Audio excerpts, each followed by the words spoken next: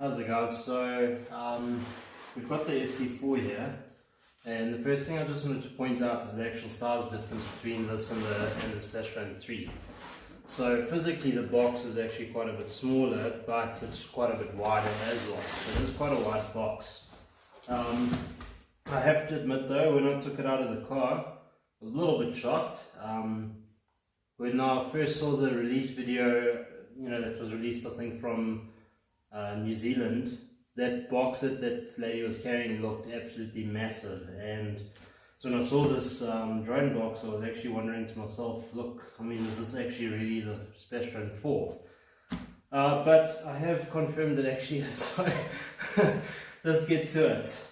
I'm just going to put this one side for now. I have to apologize for the video feed. It is like 10 o'clock at night and my wife unfortunately is not as excited as I am. So yeah, let's get this started. I think it's been probably about a couple of months now that we've been waiting for the release on the SD4. I tried doing as much research as I could, and it was not so easy to find. Apparently a lot of new features compared to the old SD3.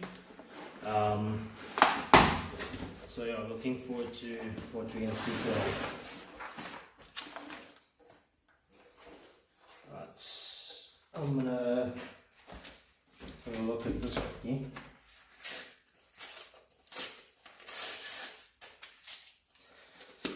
So sorry guys, I haven't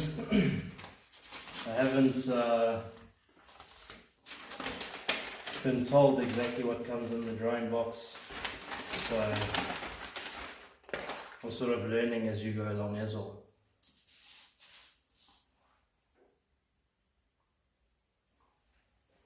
Alright, so that's a letter from the Swellpro team. Congratulations on receiving the first SD4 in South Africa. So yeah, that's flippin' amazing. Starting off here, we've got a couple of aircraft pre-flight checks that we need to do. And then what I actually really like here as well is that they've included the laws. So novice anglers know exactly what the drone laws are in South Africa. And then check this out. This is incredible, man. Flip it. Okay, so basically it's a gentleman's agreement and unspoken rules. So this is to do with the etiquette of drone fishing. So in other words, you often see guys complaining about guys coming onto the beach and droning over them. That's a massive issue currently in South Africa. And yeah, this is sort of guidelines that I see Swellpros put together for ways to behave along the beach. Also ways, see they've got barbless hooks when drone fishing for sharks is a must. So I think this is really important. I don't see any of the other drone suppliers having done this, and I think, yes, well done Swellpro, this is amazing.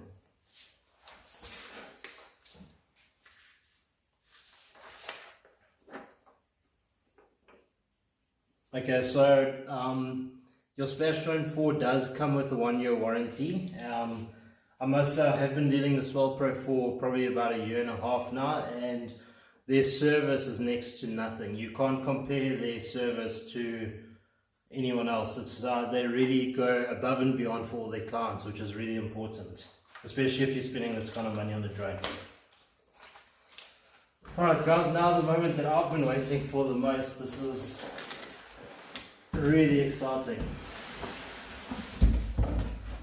Definitely smaller than what I initially thought. The rest of the box is empty. I must say this is quite a nice box. I sort of expected it to be a lot bigger. Actually, when I saw the video I thought, geez, people are going to struggle to carry that down to the beach. So yeah, I'm really impressed with this. It sort of gives me the Phantom 4 kind of vibe, a nice hardcover case, and for sure your drone's going to be protected inside of that.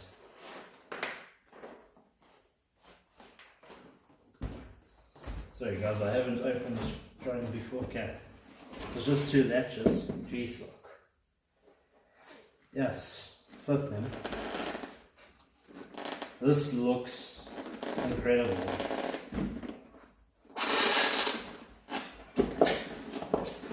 Okay, so when you guys receive your Splashdrone 4s, it will be assembled.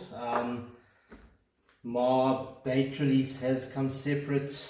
It's not attached to the drone, so when you receive it, Swellpro South Africa will assemble it for you, and when you receive it, everything will be attached to your drone. From my understanding, it is a modular design. So in other words, your bait release and your camera are separate. It's not one unit as they were in the Splashdrone 3. So your drone underneath, yes man, this thing is a beast. Alright, so your drone underneath have got these little plates that are sealed off properly, and your cameras and bait releases and everything will be plugged into these sort of slots. So that will ensure that your drone stays waterproof, and that only the port that you need is used. So there's nothing that's exposed to the elements. Yes man, this thing is solid. This is incredible. What an amazing drone. Jeez, look. Guys, I wish you guys were here to feel this. This is insane. I've never seen anything like this. Yes, look. This is solid and it's so beautiful. Yes, I can't even believe it. This is crazy. Alright, so first thing you'll notice as well is that the top part does not just open up. So one of the problems we had on the Splashdrone 3 Plus is that you open the top compartment to put your batteries in, and you end up getting sand and stuff like that into the drone. So now your battery plugs straight into the side of the drone, which is really nice. Jeez, listen to that. It pops with the pressure that's been released. So your battery just slides into the side of the drone, and okay, so that's the bottom of the battery. So it slides into the side of the drone. You don't have to open any other compartments, and the battery compartment is sealed off to the elements. So if you seal this off properly, you won't have any issues. And then I'm just going to try and plug it in. It seems like you just lock it into its place again after it as well. So that's really simple to replace or open up. And then it tells you what the battery voltage is as well if you just press and hold it. Press and hold switches on the drone. I'm not going to switch it on yet. Let's switch it off. That's pretty much the same as a Phantom, as the Phantom 4. Alright, let's have a look at the rest of the bag. Alright, so it's just a maintenance manual.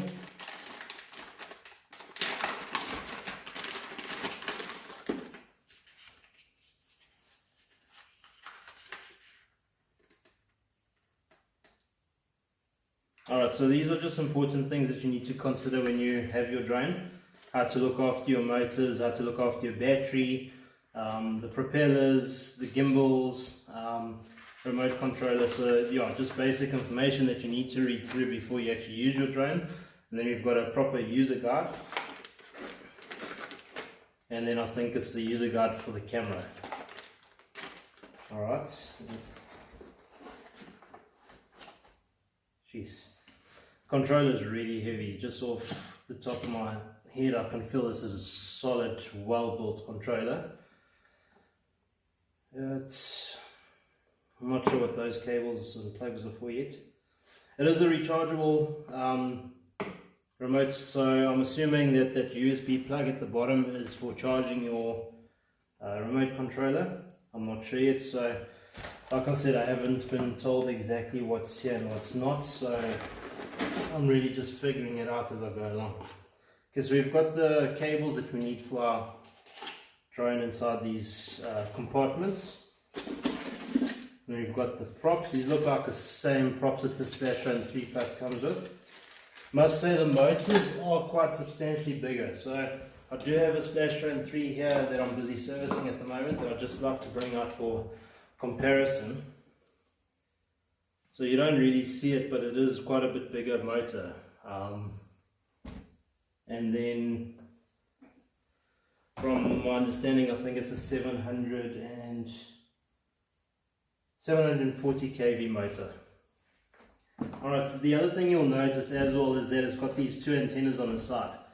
So with the Splashdrone 3, we had a antenna built into the bottom, sort of the bottom of the drone. So your video link was over here, which meant when the drone was flying back towards you, the antenna is facing away, and it often meant that you had telemetry problems. By the sounds of it, this drone will have something like 5 kilometer range, and I think it's 2 kilometers video feed or something like that. I haven't tested it, so this is the first time I'm opening the drone, but that's a massive improvement from what we had before. And legally in South Africa we're not allowed to fly more than 500 meters anyway, so I doubt whether you'd be able to test to the maximum distance legally. So yeah, I think these legs are carbon fiber reinforced, and the antenna is also on the bottom leg, so that should help with the range as well. Alright, so we've got a camera. So what you'll see, I didn't take the batteries out properly earlier.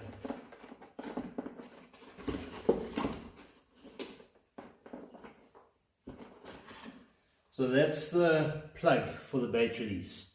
You'll see on that, it's got quite a nice little rubber seal.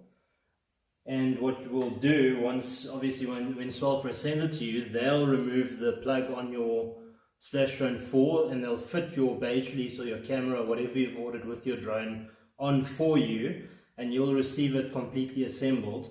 And what's nice about this is that you never have to disassemble your camera or your battery release again. In the Splashdrone 3, it took quite a while to set up at the beach. You know, you had to put your camera on, put your props on, everything like that, put your landing gear on. Now everything is assembled on the drone. It goes straight into the box like that, so you don't have to reassemble everything every single time you get to the beach. Take your drone out, put your props on, and off you go. Another major thing that I really like about the Splashdrone 4, with the Splashdrone 3 Plus, every time you get to the beach, every time I get to the beach, I did a 6-axis calibration, or a drone dance, as most of you guys know it. And you know, it gets a little bit frustrating. Also, you feel a bit drunk afterwards, so you know, tripping over your own feet. So yeah, the Splashdrone 4 will actually tell you when it needs to be calibrated, so you don't need to calibrate it every single time.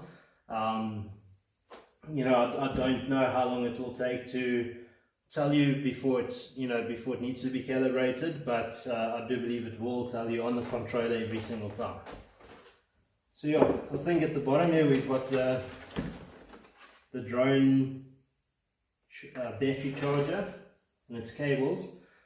I do believe at this stage there isn't a 12-volt charging cable for it, but having spoken to Swellpro, they are making a 12-volt charging cable for it, which will be available quite soon. And I haven't, like I said, I haven't tested anything out yet, but it sounds like the battery will charge up in about 45 minutes as well. So we'll test that out. Super excited to fly the drone, but I'm not going to be able to do it tonight.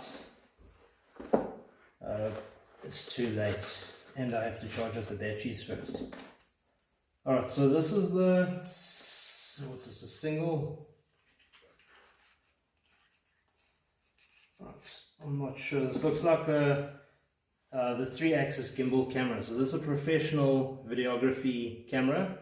In the past, you couldn't get this camera with the battery release, and obviously with the way that the Splashdrone 4 is designed now, you can add a battery release, or you can add the 4K 3-axis gimbal camera, a single-axis gimbal camera, fixed position camera. and there's a low light or a night vision camera as well. So there's actually a huge number of options available. I believe these sell for around 12,900 Rand. The single axis gimbal camera sells for about 6,599 if I'm not mistaken. So yeah, I mean there's a lot of options available, but geez, this thing is solid and it's amazing. Honestly guys, first impressions, I mean I was a little bit shocked about the size of the box, but flip it.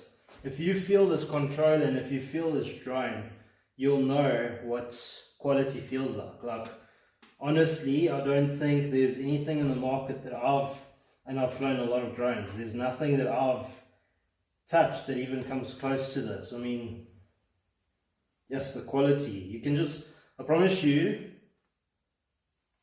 this is insane. It really is. I don't even know what to tell you guys, because you're not gonna believe it until you feel it.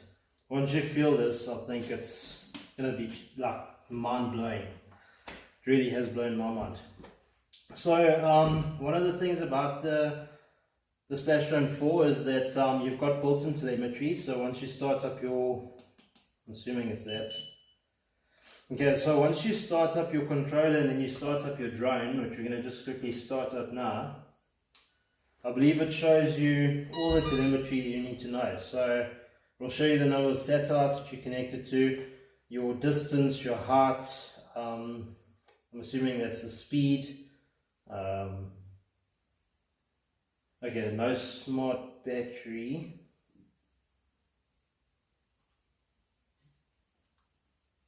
Oh, I'm probably just messing around with things that I shouldn't be. So just going to switch this off. Alright. Yeah, so the other thing that I believe as well is it's got the ability to come back and land on a boat. So if you're on a boat and you're busy flying a drone, sorry guys, I honestly don't know how to switch off here yet. Alright, I have to read the manual, which I don't do.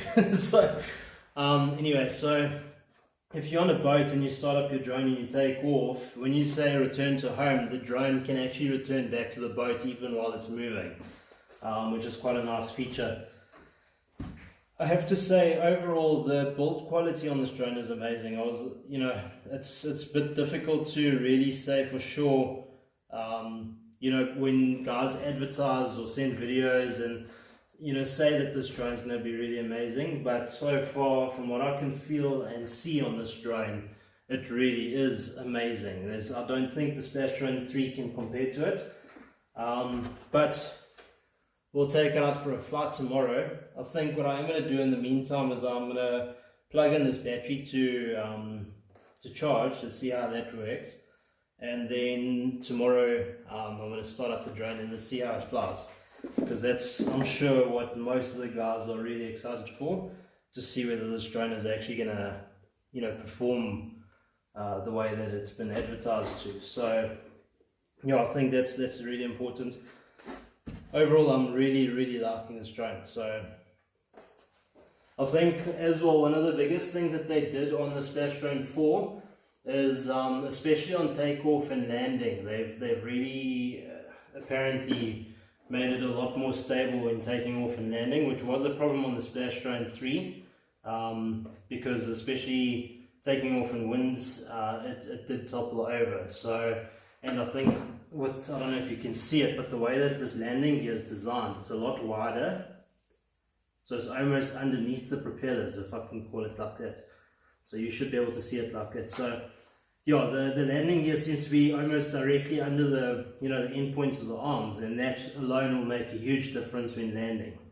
So yeah, I'm really excited. Let's quickly plug this battery in to see how it charges. I believe the batteries are also smart batteries. So if you remember this, the Phantom 4s and Mavic Pros, if you've ever had one of those, after a couple of days they start auto discharging.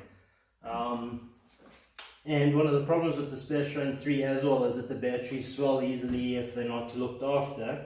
And I believe these batteries are going to be a lot more forgiving, because they will be able to go into a fail-safe or a auto discharge function to start charging the battery up.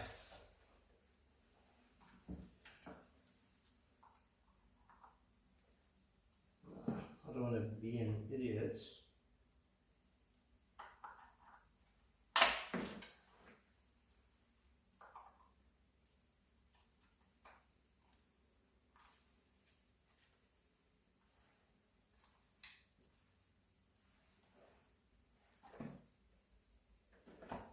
Right, it looks like it's charging. Alright guys, I'm going to leave it at that for now. And I'm going to try and assemble these bait releases and the cameras, and then tomorrow we'll take it off from there.